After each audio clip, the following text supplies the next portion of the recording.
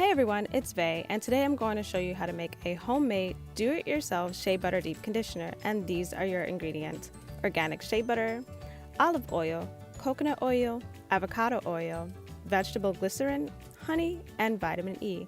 Now for anyone who's sensitive or allergic to coconut oil or vegetable glycerin, which is made from coconut oil, you can easily swap those out for something like jojoba oil or sweet almond oil, and they're easily found at your local grocery store. Now, let's get started.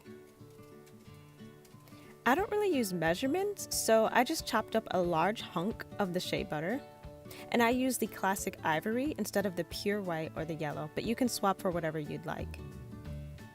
This is my coconut oil. I use about 2 tablespoons of it, and this is the only ingredient that I actually heat up.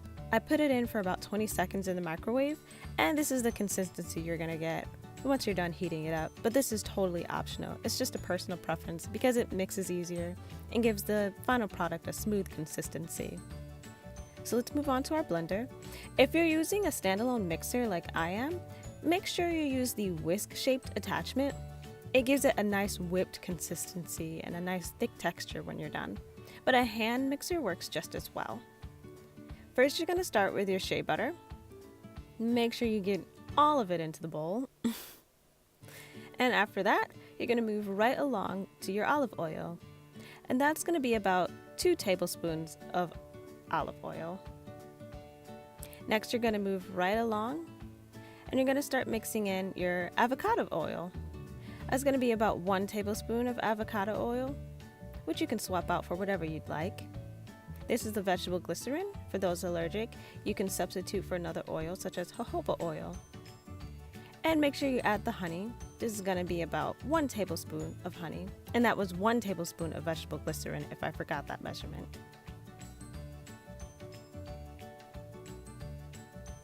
Next, you're going to be adding in that coconut oil. That's about 2 tablespoons of warm coconut oil. Remember, you can swap that out for sweet almond oil or jojoba oil if you're sensitive to coconut oil. And this is going to be about 2 teaspoons of the vitamin E. Now we're going to set up our mixer and get started on the hardest and technically the easiest part. It's all about consistency here, so you're going to have to keep a close eye on things. Now, if this happens to your attachment while you're blending, all you got to do to get rid of those clumps is grab yourself a nice smooth butter knife, and you're just going to start scraping away at all the gunk. And once you're done with that, you can go right back to mixing. But first, I'm going to add about 1 more tablespoon of olive oil because the consistency was too thick for me. So altogether, that's about 3 tablespoons of olive oil. And we go right back to mixing. This is what it's going to look like while it's in the bowl. Now keep in mind, this video is actually sped up, so it's not mixing as fast as you think it is. But that's the consistency you want, a nice thick fluffy texture, and you're just going to keep mixing until all the lumps are gone. About 10 minutes altogether. This is the final consistency. You basically have a big ball of moisture. You're going to want to put it into a separate container for safekeeping. And it'll be really easy to do that if you have a plastic sandwich baggie and a nice sharp pair of scissors. Now we're going to transfer all of our product into the plastic baggie. And if you've been wondering why I'm doing all of this in my living room, it's because my mom is remodeling the kitchen, so I have to work with what I've got. Make sure you scrape up every last bit of that product and get everything you can into your plastic baggie. You don't want to waste anything.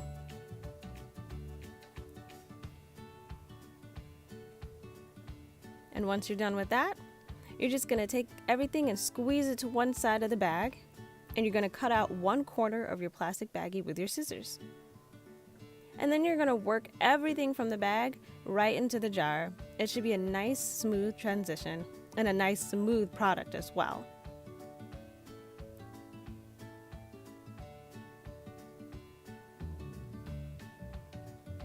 And so there you have it. This is our final product, our shea butter deep conditioner. Check out that consistency. The texture is so smooth, so fluffy, and so thick, and that's exactly what you want.